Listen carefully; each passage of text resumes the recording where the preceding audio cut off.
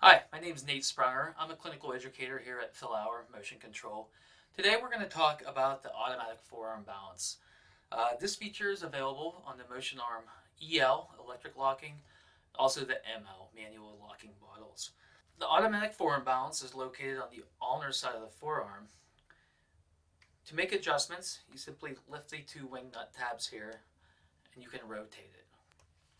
It's important to note that the elbow needs to be in the flexed position before making adjustments. Okay, total of 10 revolutions in each direction.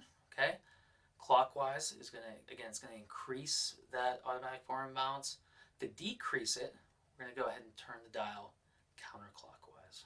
Okay, I have adjusted this motion arm. I have adjusted the automatic forearm balance for this ETD2, and I'll just show how it smoothly drops away into extension.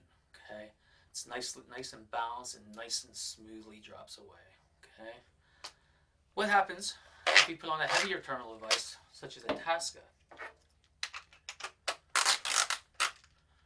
And now you can see if I drop this away, again, this falls. It's not counterbalanced at all. The weight of the terminal device is really dropping that elbow very quickly, kind of jerking it into extension.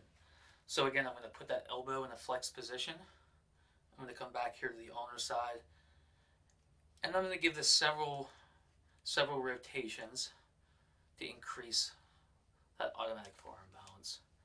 And now, as you see, as I drop that away, it drops similar to that ETD2, nice and smooth, balancing out the weight on the end of the arm.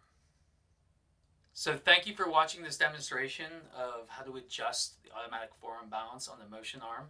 If you have any other questions or want to request a demo for trial in your office, please reach out to Phil Hour or go to our website at philhour.com.